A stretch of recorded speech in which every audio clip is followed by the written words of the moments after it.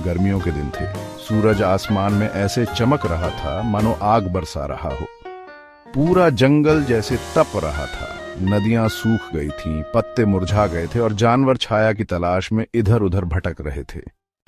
सबसे ज्यादा परेशान था हमारा प्यारा हाथी गप्पू। उसका भारी शरीर, लंबा सूंड और बड़े बड़े कान सब गर्मी में झुलस रहे थे। गप्पू एक तालाब के किनारे बैठा पसीना पसीना हो रहा था। उफ, ये गर्मी तो मुझे पका देगी। कितना अच्छा होता अगर मैं बादल बुला पाता, थोड़ी ठंडी हवा, कुछ बारिश। उसी समय हवा में एक अजीब सी सरसराहट हुई। तालाब के पास का एक पुराना पेड़ जोर से हिला। उसकी जड़ों के पास एक रंग बिरंगा चमकता हुआ छाता जमीन से बाहर आया। छाता खुद ब खुद खुले हुए झिलमिलाने लगा। अरे, ये क्या जादू है? जैसे ही गप्पू ने छाता उठाया और उसे सिर के ऊपर फैलाया, चमत्कार हो गया। ठंडी ठंडी हवा चलने लगी, सूरज बादलों में छिप गया और चारों ओर सुकून सा माहौल बन गया।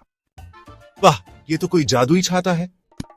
अब तो गप्पू ने खेल बनाना शुरू कर दिया। कभी वह छाते को घुमाकर बारिश ले आता, कभी बर्फ गिरने लगती तो कभी आसमान में इंद्रधनुष चमक उठता। जंगल के बच्चे, बंदर, खरगोश, तोते, हिरन सब इकट्ठा होकर गप्पू की मस्ती में शामिल हो गए। पर धीरे धीरे उस मस्ती का असर जंगल की असली जिंदगी पर पड़ने लगा।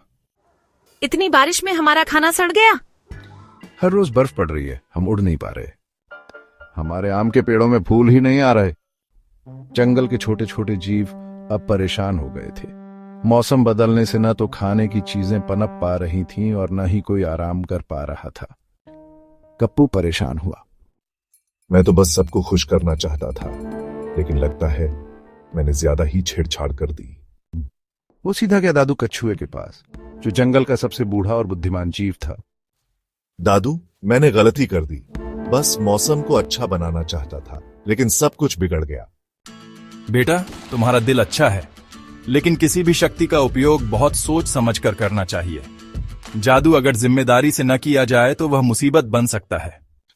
गप्पू को अब बात समझ आ गई थी। उसने अपने दोस्तों से माफी मांगी और जादुई छाते को उसी पुराने पेड़ के नीचे वापस रखाया जहां से वह निकला था। जैसे ही छाता जमीन में समाया, जंगल फिर से वैसा ही हो गया जैसा पहले था, संतुलित, सुंदर और प्राकृतिक।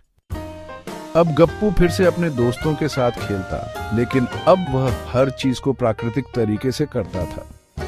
गर्मी में नहाना, बारिश में नाचना और ठंडी हवा के लिए पेड़ लगाना, यही उसका नया मंत्र बन गया। शक्ति के साथ जिम्मेदारी भी आती है।